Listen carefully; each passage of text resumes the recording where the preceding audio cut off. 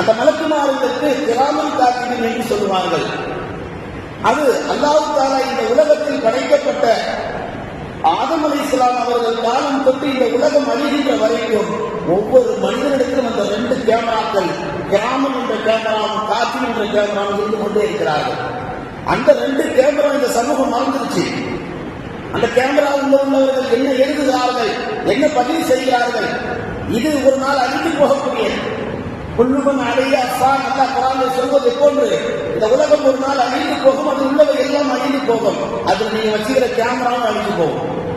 நீங்க என்னெல்லாம் படம் பிடிக்கிறீங்களோ, என்னெல்லாம் பதிவு செய்கிறீங்களோ எல்லாம் ஒரு நாள் சனா. ஆனால் உங்களோடு அல்லாஹ் ஒதுக்கினான கேமரா, கிராமம் என்ற கேமரா, காத்திடும் என்ற கேமரா, அது ஒரு நாளும் அறியாது. அந்த ரெக்கார்டு அல்லாஹ் அப்படியே போகும். அணு அளவு நீங்கள் தவறு செய்திருந்தாலும் அதை பதிவு செய்திருப்பார்கள்.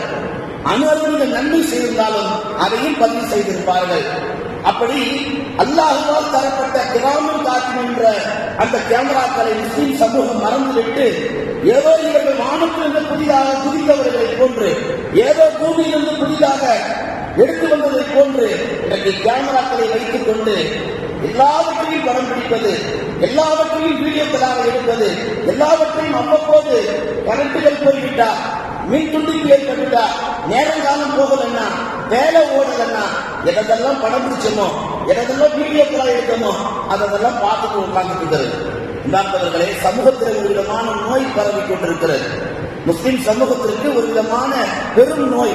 அது எப்படிப்பட்ட நோய் என்று சொன்னால், அதுதான் எல்லாவற்றையும் படம் பிடிக்கக்கூடிய கேமரா நோய் இந்த முஸ்லிம் சமூகத்திலே உருவாகி இருக்கிறது. அதுதான் அனைத்து நிலைகளையும் படம் பிடிக்கக்கூடிய ஒரு நிலைக்கு இன்றைக்கு தள்ளி இருக்கிறது. நீங்க கேமராவை யூஸ் பண்றது தப்புன்றீங்களா? கேமராவை பயன்படுத்துறது முற்றிலும் குற்றன்றீங்களா? கிடையவே கிடையாது. இஸ்லாம் அப்படி சொல்லவே இல்லை. நல்ல விஷயங்களை பதிவு செய்யுங்கள், நல்ல விஷயங்களை புகைப்படங்களாக எடுங்கள். குர்ஆனிலே அல்லாஹ் சொல்லுவான், வதஆவும் அலல் பிர்ரி வத்தக்வா, நன்மையான விஷயத்திற்கு துணை நில்லுங்கள், தீமையான விஷயத்திற்கு ஒருபோதும் துணை போகாதீர்கள். தீமையான காரியங்களை படம் பிடிப்பது, தீமையான காரியங்களை வீடியோக்களாக எடுப்பது இஸ்லாத்தில் எந்த காலத்திலும் அனுமதி கிடையாது. எனவே நாம் எடுக்கக்கூடிய புகைப்படங்கள், காணொலிகள் அதில் பிரயோஜனங்கள் அடங்கியிருக்க வேண்டும், நன்மைகள் ஒளிந்திருக்க வேண்டும். நாம் மறைந்தாலும் நமக்கு பின்னால் வரும் சமூகம் நாம் எடுத்து வைத்ததை பார்க்கின்ற பொழுது படிப்பினைகளையும் பாடங்களையும் பெற வேண்டும். அப்படிப்பட்ட ஒரு புகைப்படங்கள், வீடியோக்களை எடுத்தால் இஸ்லாம் சிகப்பு கம்பளங்களை விரித்து உங்களை அழகாக வரவேற்கிறது. அதை தவிர்த்து விட்டு நீங்கள் தீமையான விஷயங்களை படங்களாகவோ புகைப்படங்களாகவோ காணொலியாக எடுத்தால் கண்டிப்பாக அல்லாஹ்விடத்தில் நீங்கள் பதில் சொல்ல வேண்டியது இருக்கும் என்பதை அல்லாஹ் குர்ஆனில் வன்மையாக பேசுகிறார். குர்ஆனில் அல்லாஹ் சொல்லுவான், வமா அஸாபகும் மின் முஸீபத்தின் ஃபபிமா கஸபத் ஐதீக்கும், எந்த ஒரு தீமை உங்களுக்கு வந்து அணுகுதோ அது உங்கள் கரங்களால் நீங்களே ஏற்படுத்திக் கொண்டது. நீங்கள் பார்க்க போனால் நல்ல விஷயங்களை புகைப்படங்களாக, வீடியோக்களாக இருப்பதற்கு உதாரணங்கள் எத்தனையோ சொல்லிக் கொண்டு போகலாம்.